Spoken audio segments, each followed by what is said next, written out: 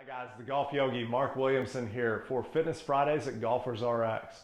Today I want to talk about something that's been getting a lot of attention in the golf world in the past 6 months to a year.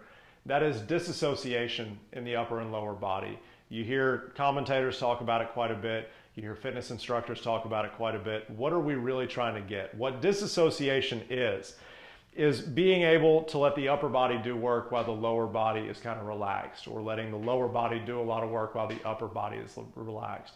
What that means for golfers is being able to get it to the top of the swing and fire these hips without the upper body going with it. If you look down the line, if we can't disassociate at all, we get to the top of a swing and the hips start and the arms start and we're already out over that line, already over the ball. We're gonna have to come in and flip it. We're gonna have to reroute it some way to get it back online.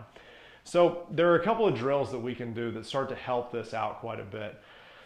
One of them that I really like to do, you're going to want to get in front of a mirror for this one. It's going to be really easy to see this. Take a stance like you're going to hit maybe an 8-iron. Go ahead and act like you're going to take a grip, get into that plane that we would be in when we swing a golf club. Then cross the arms up over the shoulders. These first ones are real simple. All we're going to do is rotate through the upper body, trying to keep from the waist down completely stable, okay? So big rotation around.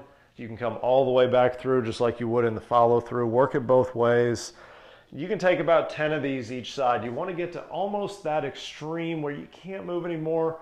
Take about a breath, come right back through to the other side. Same thing we do with the upper body, we do with the lower.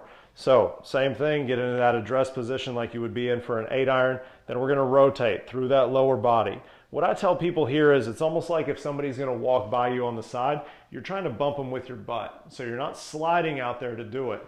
It's just a nice big rotation right through that lower body. So again, you should feel this kind of through the waistline, maybe into the lower back a little bit. Just being able to rotate, keep those shoulders nice and stable. Another one that we have here, I got from a coach that I used to work with for a lot of years. He used to have me hit balls off my knees quite a bit. He actually, for a while, had me hitting balls off my knees for about an hour a day. His question was always, well, you know why we do this, right? My answer was always, yeah, because when I stand up, this game gets a lot easier.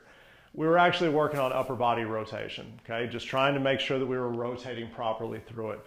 So instead of going out and starting to hit a whole bunch of balls off of our knees, which is not that easy, I might add. A lot of people, when they hit drivers off their knees, kind of bounce it behind the ball. It bounces up and over. It's difficult if you've never tried it before.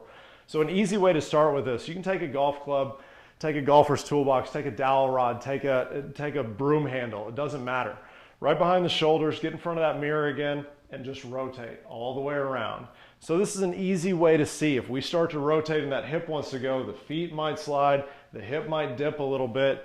All we're trying to do is rotate with a nice straight spine, one side to the other. And again, this doesn't need to be real deep. You get to about that point that your body wants to stop, hang out for a breath or so, go right back the other way.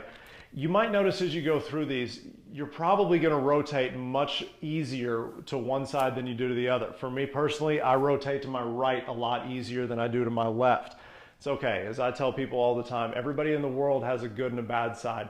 Golfers are just a little bit more pronounced because we play a one-sided game. I don't know anybody that hits as many balls left-handed as they do right-handed. So if you're not quite balanced out, you can work a little bit more on the side that you're not quite as good at with that rotation. That's fine.